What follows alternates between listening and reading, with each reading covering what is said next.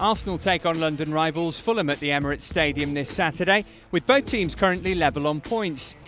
The Gunners will be looking to get back to winning ways after their 2-1 defeat against Manchester United last weekend, and then letting a 2-goal lead slip in the Champions League.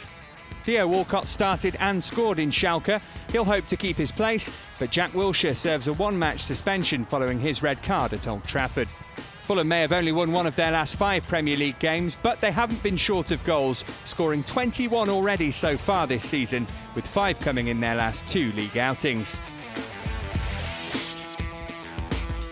Paul Lambert's Aston Villa come into Saturday's game in good spirits after their 1-0 victory over Sunderland last weekend, which saw Gabby Agbonlahor finally end his 28-game wait for a Premier League goal.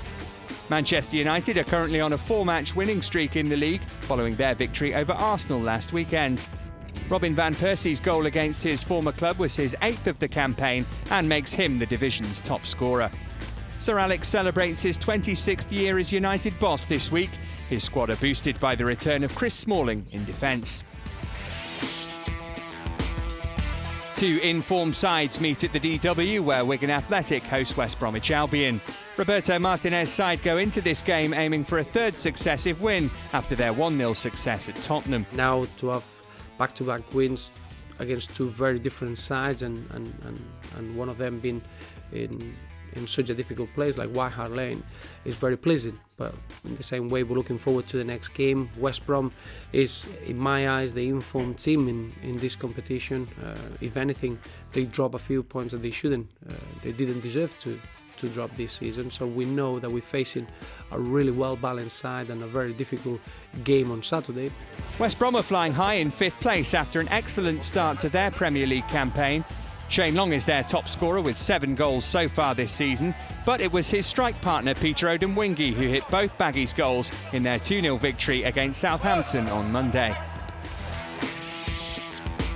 Reading are still searching for that elusive first win after their 1-1 draw with fellow strugglers QPR last week. Brian McDermott's men are one of 2 teams in the Premier League yet to keep a clean sheet. Norwich are now unbeaten in 3 after their 1-0 win against Stoke, but the Canaries could be without Michael Turner and Javier Garrido, who both picked up injuries last weekend. Southampton remain rooted to the bottom of the table after losing 8 of their first 10 games. We know it's going to be challenging. As I say, it's the toughest and most desirable league to be in, the Barclays Premier League, and we're here. And no one said it was going to be easy. And we're fighting hard to make sure that we keep progressing this football club. The Saints have the Premier League's worst defence, and they're in for another tough examination when they entertain a Swansea team that have lost just once in their last 5 in all competitions.